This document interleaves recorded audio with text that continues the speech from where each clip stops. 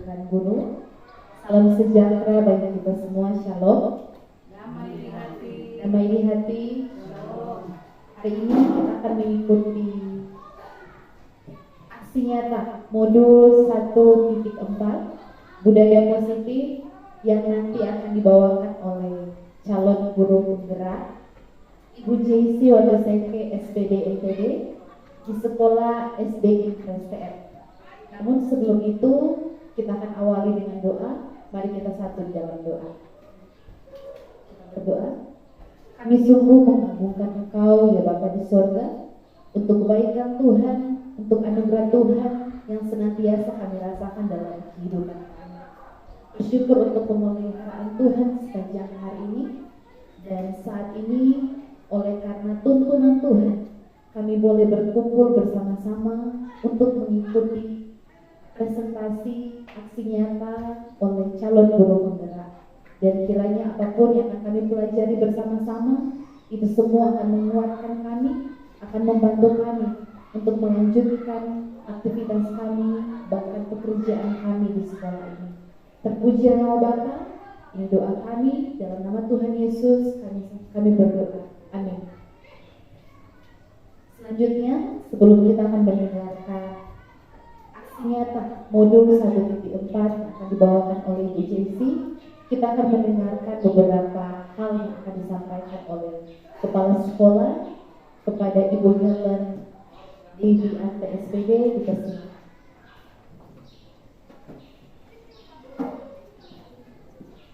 Terima kasih untuk kesempatan yang diberi. Hari ini tentu kita bersyukur kepada Tuhan Yesus karena tuntunan kasih-Nya kita boleh ada bersama, dan kita bersyukur karena di tengah-tengah kita atau di SD IPSTF ada guru penggerak. Hari ini guru penggerak akan mengadakan aksi nyata dengan modul 1.4 budaya positif. Karena itu harapan dari kami kiranya apa yang akan disampaikan memotivasi bagi kita semua, bahkan dapat kita tiru, dapat kita contohi untuk apa yang akan dilaksanakan hari ini oleh calon guru penggerak kita, yaitu Ibu JC Wadoseke SPD NPD. Dan hari ini kami buka kegiatan saat ini. Dan selanjutnya kami serahkan kepada calon guru penggerak yang ada di SD IPSTF.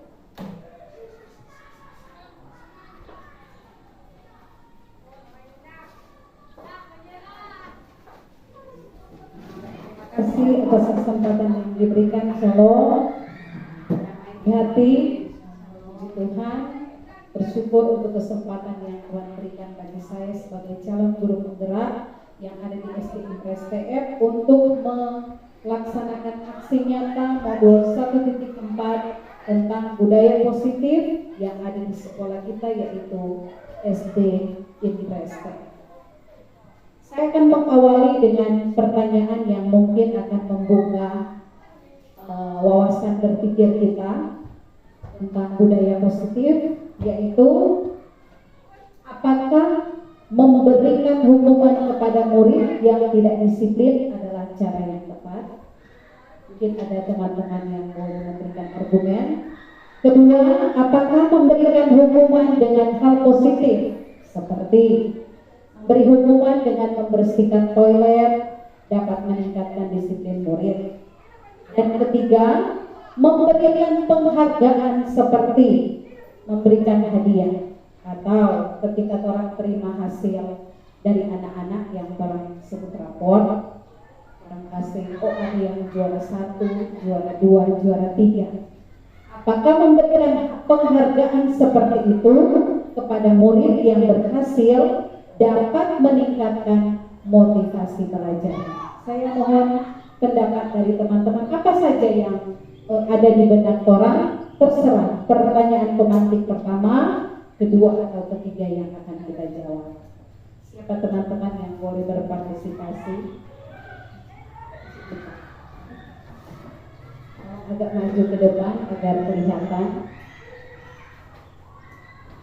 Terima kasih untuk kesempatan yang sudah diberikan. Kalau menurut saya, untuk pertanyaan nomor 1, apakah memberikan hukuman kepada murid yang tidak disiplin adalah cara yang tepat? Kita bisa kembali melihat apakah ini dapat membantu anak-anak untuk menjadi disiplin, atau hal tersebut hanya membuat anak-anak menjadi merasa minder karena hukuman yang kita berikan kepada dia mungkin sudah terlalu berat dan mengakibatkan pola pikirnya itu terganggu. Jadi seperti dia merasa, oh saya sudah terlalu bersalah, saya sudah terlalu banyak kesalahan, akhirnya saya mendapat hukuman.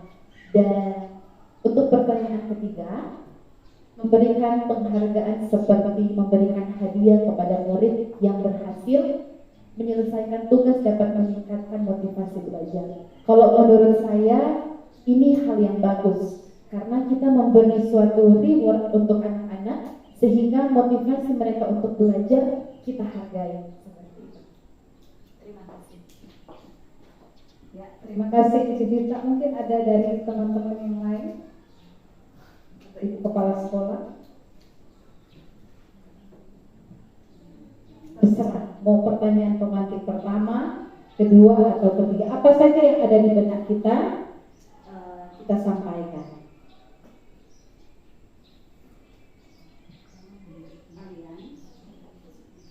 Tapi kalaupun tidak ada, mungkin apa yang disampaikan oleh Encik Tita tadi sudah mewakili persepsi dari teman-teman guru tentang pertanyaan pemantik ini.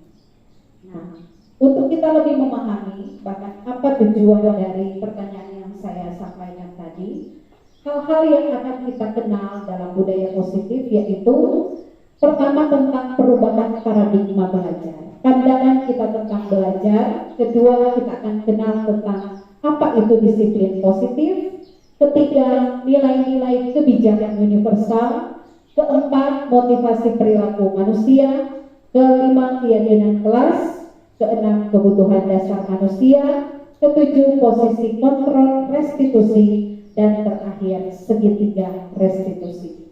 Mungkin ada yang so kenal, tapi mungkin ada yang berpikir apa semua ini kata-kata ini, kalimat-kalimat ini. Nanti kita akan belajar bersama, kita akan memahami bersama. Nah, di sini ada cobalah buka. Jadi kita bayangkan kita ada dalam posisi A, Anda ada dalam posisi A, dan tugas posisi A adalah mengepalkan salah satu tangan. Dan coba Anda atau kita bayangkan bahwa kita sementara menyimpan sesuatu yang sangat-sangat berharga di dalam kepalan tangan. Entah itu benda apa, tetapi bagi orang itu sesuatu yang sangat berharga. Dan dalam hal ini kita perlu menjaga benda tersebut sekuat tenaga karena begitu pentingnya untuk kehidupan kita.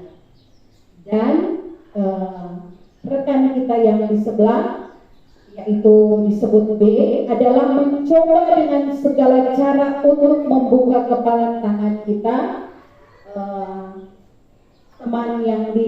Teman kita itu yang disebut B boleh membujuk, menghardik, mengintimidasi, memarahi, menggoda, menggelitik, bahkan menawari kita uang sekalipun agar kita bersedia membuka kepalan tangan kita.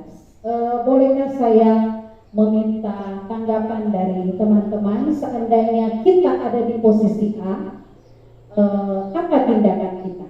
Apakah ketika teman menggoda kita, merayu, membujuk untuk membuka kepalan tangan ini, apakah kita akan memberikan sesuatu yang berharga yang kita simpan atau tidak? Ada kira-kira yang boleh memberikan tanggapan? Jadi tolong bayangkan, ya mungkin kalau kita berpikir sesuatu yang berharga, orang ke arah emas mungkin atau apa, Yang penting itu sesuatu yang berharga untuk orang. Kira-kira ketika seperti pernyataan di kedua ini, ada orang yang dengan segala cara untuk membuka kepala, apakah kita akan membukanya atau tidak? Ada?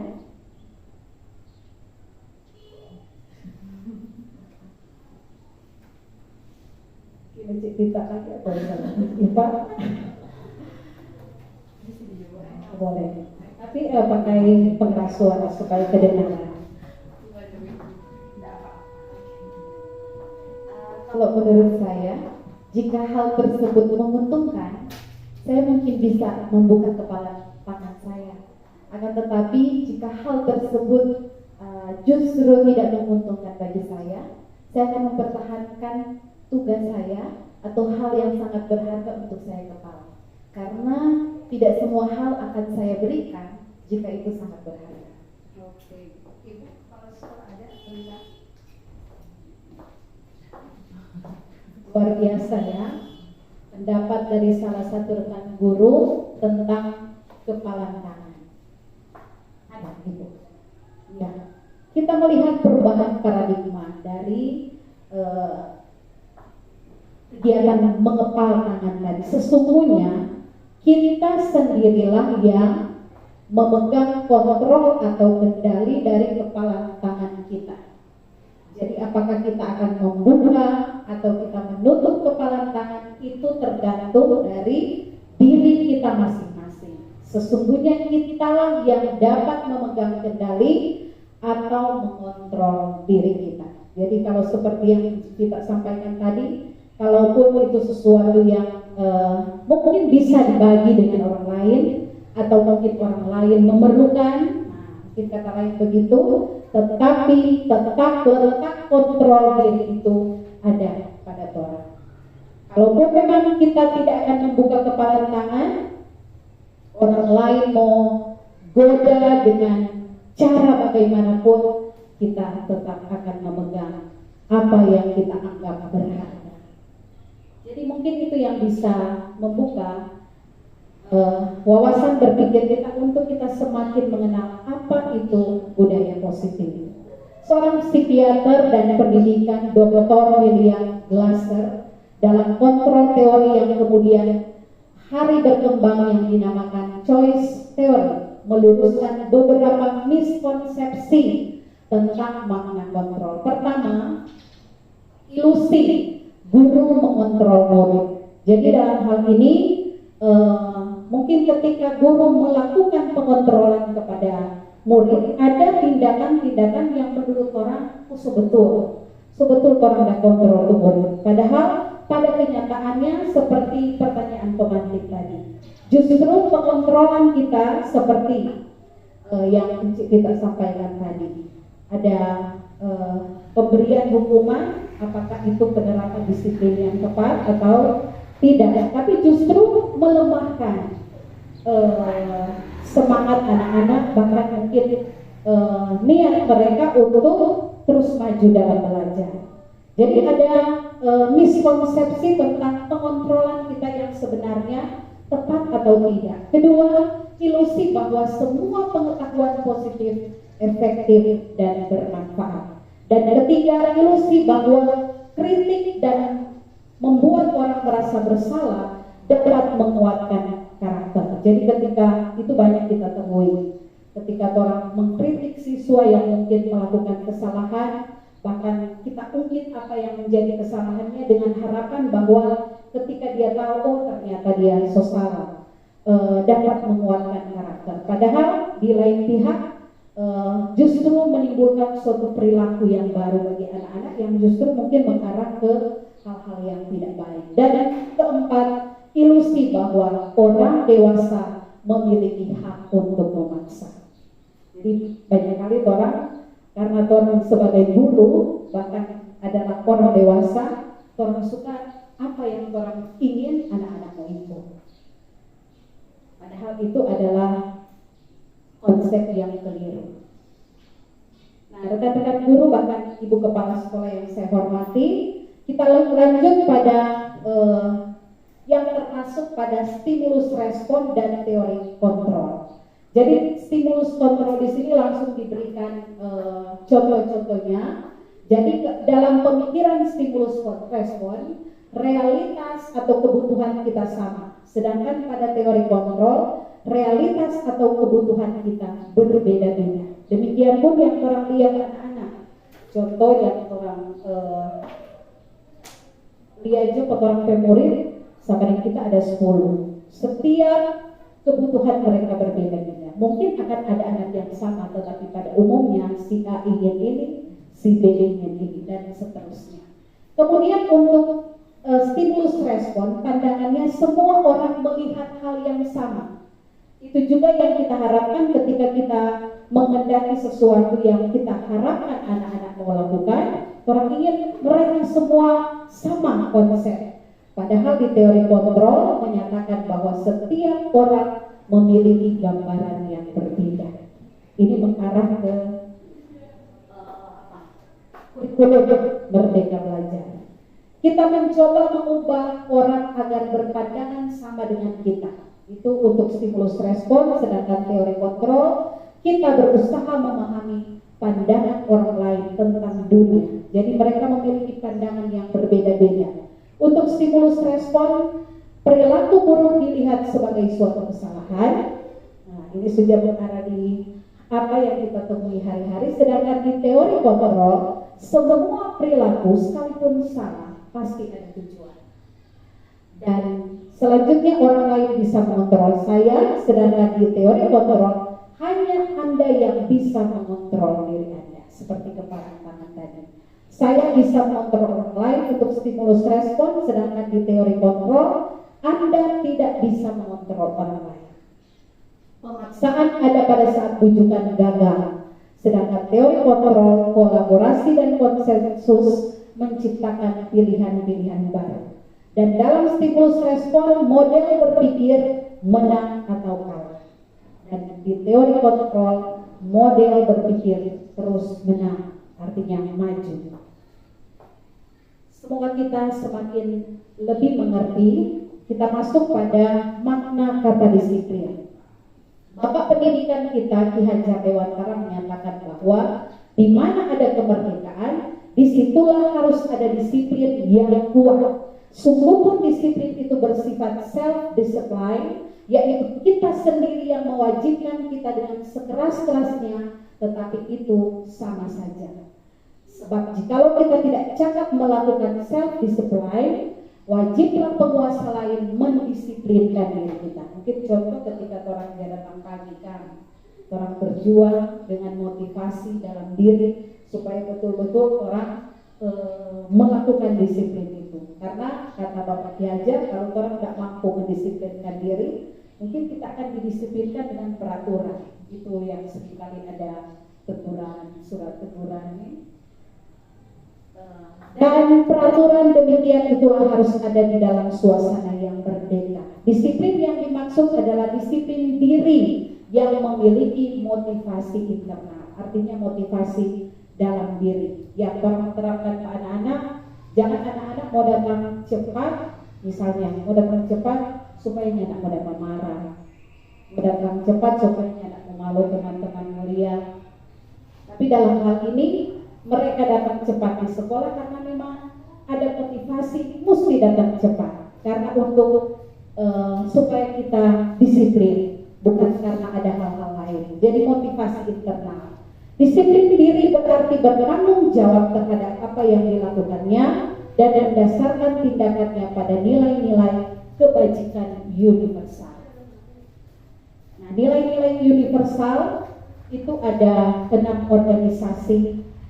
Kita boleh buka di Google, tetapi ke-6 institusi atau organisasi ini tentang nilai-nilai kebajikan universal itu terangkum dalam profil pelajar Pancasila yang orang sudah biasakan kepada anak-anak untuk menyebutkan dan menyanyikannya setiap pagi di apel.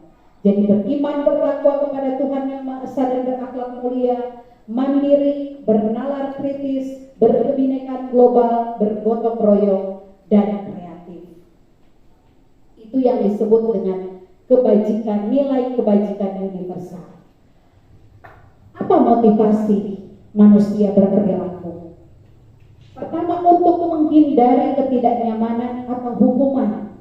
Kedua, untuk mendapatkan imbalan atau penghargaan dari orang lain.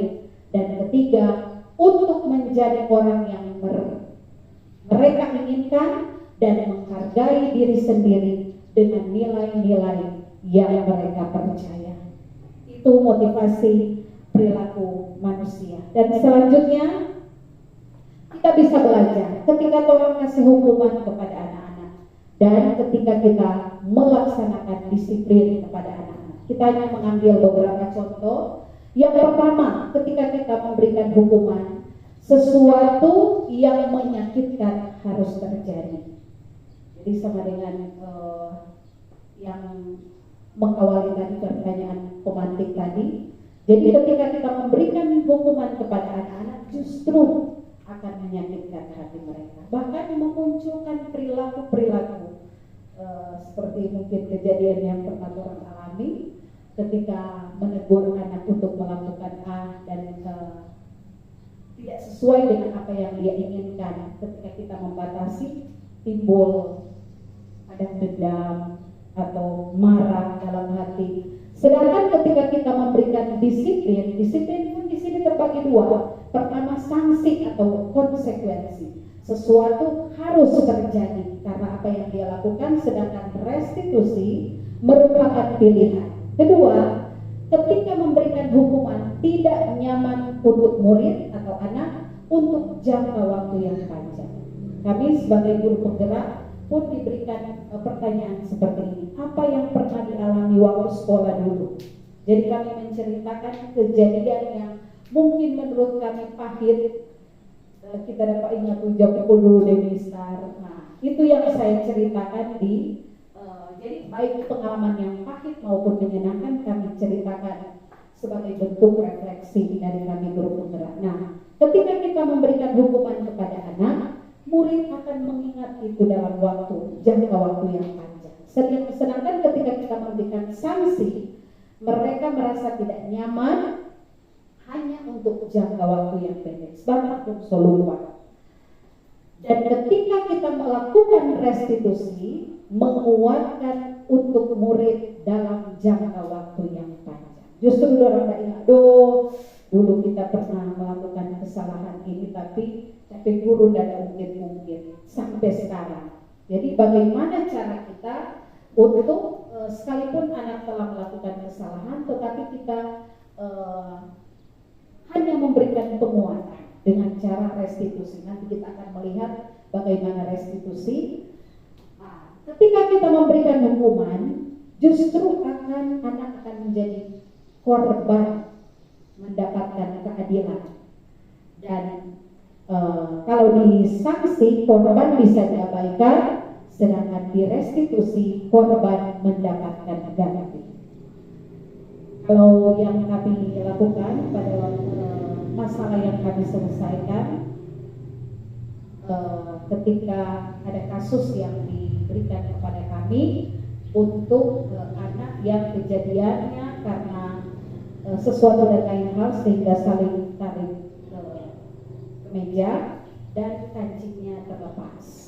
Jadi ketika dilakukan restitusi dengan tahapan dan langkah-langkah, akhirnya si pelaku mengapa disebut korban mendapatkan ganti? Karena si pelaku diajarkan sesuatu yang baru, diajarkan tahu menjahit. Jadi dia cari akal dengan tuntunan guru, dia jahit ulang kancing dari korban, dari temannya yang terlepas di kancing. Jadi kita korban mendapatkan ganti dan yang pelaku mendapatkan suatu pembelajaran yang berharga. Mungkin itu beberapa hal tentang hukuman, sanksi dan restitusi yang ketika kita memberikan hukuman justru akan memberikan identitas gagal bagi siswa. Dan ketika kita menerapkan sanksi atau restitusi akan membuat identitas berhasil atau sukses. Selanjutnya teman-teman, untuk kita menerapkan budaya positif, hal yang perlu kita lakukan adalah pembentukan keyakinan kelas. Itu sudah saya terapkan di kelas 5 dan kelas 6 ketika mengawali semester 2 di awal semester 2 tahun 2023 ini. Jadi keyakinan kelas bersifat lebih abstrak daripada peraturan yang lebih rinci dan konkret. Keyakinan kelas berupa pernyataan-pernyataan universal. Pernyataan keyakinan kelas senantiasa dibuat dalam bentuk positif. Keyakinan kelas hendaknya tidak terlalu banyak sehingga mudah diingat dan dipahami oleh semua warga kelas, bahkan pun warga sekolah. Keyakinan kelas sebaiknya sesuatu yang dapat diterapkan di lingkungan tersebut. Semua warga kelas hendaknya ikut berkontribusi dalam pembuatan keyakinan kelas lewat kegiatan curah pendapat, bersedia meninjau kembali keyakinan kelas dari waktu ke waktu. Jadi bukan tidak bisa dirubah, tapi bisa diperbaiki. Jadi ini contoh yang saya ambil. Kalau peraturannya, kembalikan barang ke tempatnya. Keyakinan kelas yang kita buat hanya bertanggung jawab. Jadi yang kita tanamkan tujuan dari mengembalikan barang pada tempatnya supaya anak bertanggung jawab.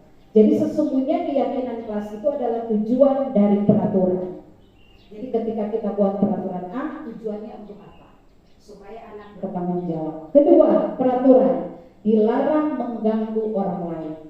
Keyakinan kelasnya saling menghormati supaya anak tetap ingat di benaknya. Berikut peraturan, hadir di sekolah 15 menit sebelum jam pelajaran dimulai.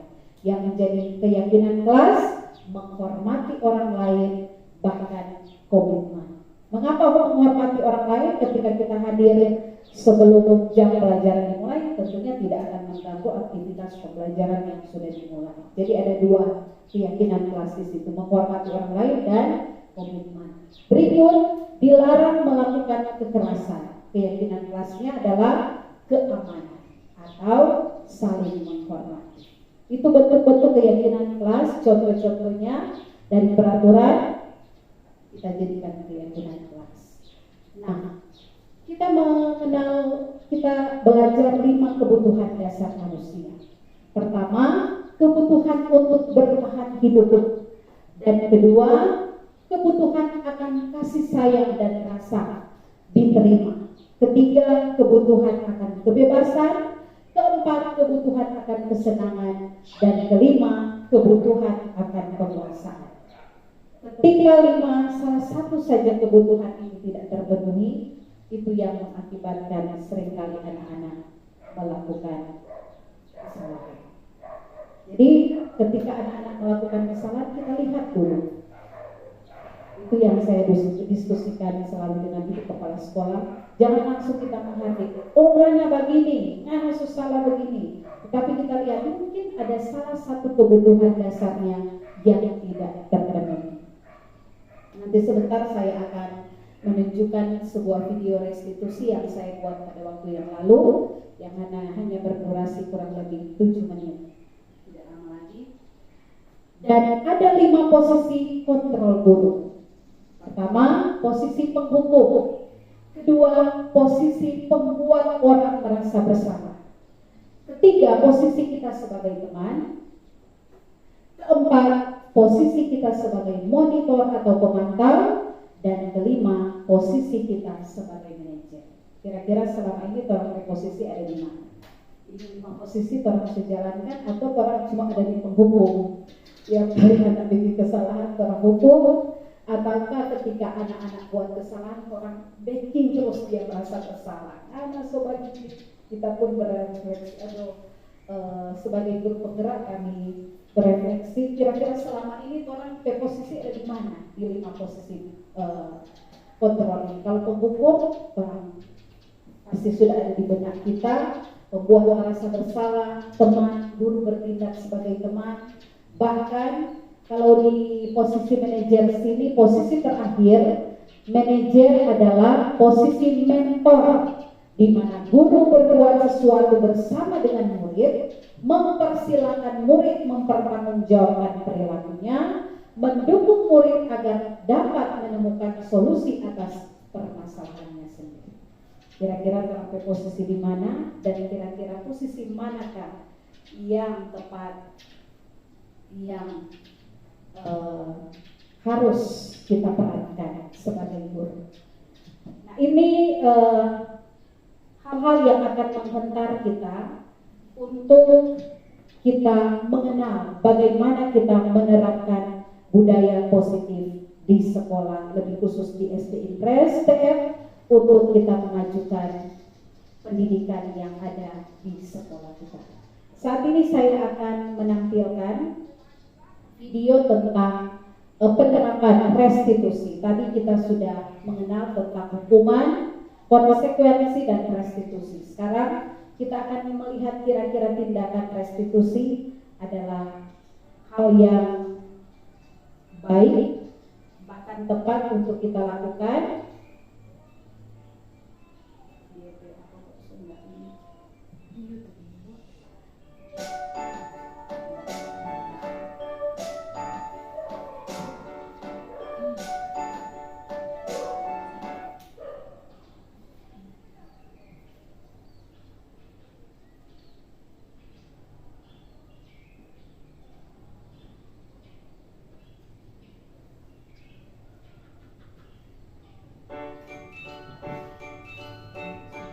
Semoga kita dapat mendengarnya.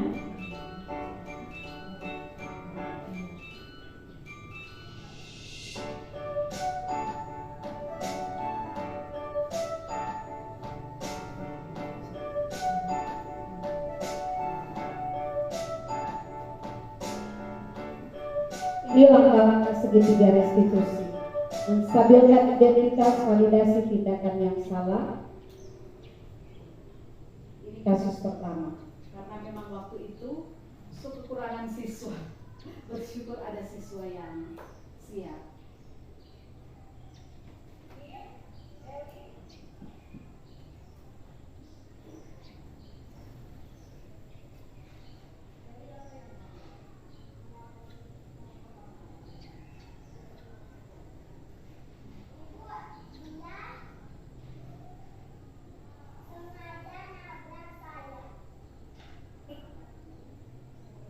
Ini sementara menstabilkan identitas.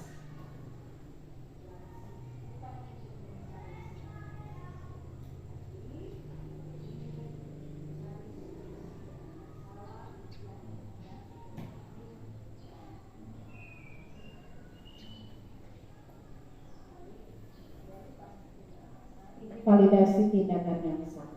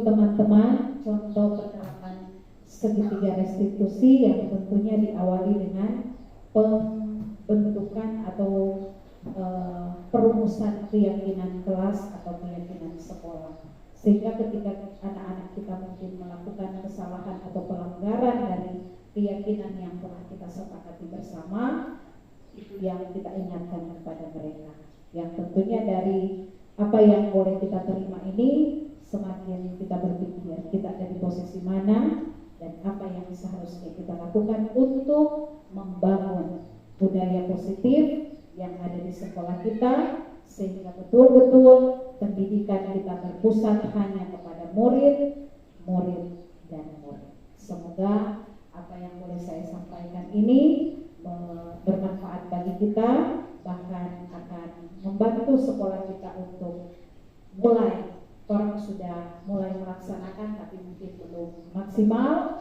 jadi kita lebih memaksimalkan lagi untuk penerapan budaya positif yang ada di STM yang tentunya akan memajukan pendidikan yang ada di Kecamatan Manguan Timur, bahkan yang ada di Kabupaten Minahasa dan pada umumnya di negeri kita Indonesia yang kita cintai.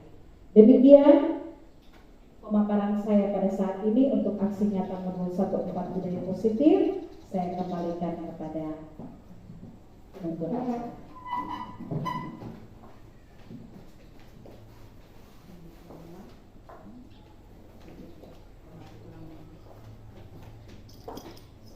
Demikianlah pemaparan materi yang telah disampaikan oleh calon guru penggerak Ibu J.C. Watoseke SPD LPD. Diucapkan terima kasih dan Tuhan Yesus memberkati. Dan selanjutnya kita akan menutup seluruh kegiatan kita pada hari ini. Mari kita satu dalam doa. Kita berdoa. Ucapan syukur kami persembahkan kepadamu Bapa di surga untuk penyertaan Tuhan selama kegiatan pemaparan materi yang telah disampaikan oleh calon guru penggerak Ibu J.C. Watoseke. Dan kiranya apapun yang telah kami pelajari bersama-sama dapat menolong kami sebagai guru-guru untuk lebih bijaksana lagi dalam menjalankan tugas dan mendisiplinkan anak-anak. Terpujilah nama Bapa, ini doa kami, demi nama Tuhan Yesus kami berdoa. Amin. Terima kasih banyak kepada kepala sekolah yang telah mendukung, bahkan telah berpartisipasi untuk kegiatan ini. Teman-teman guru hebat, terima kasih banyak. Tuhan Yesus memberkati kita semua. Selamat siang.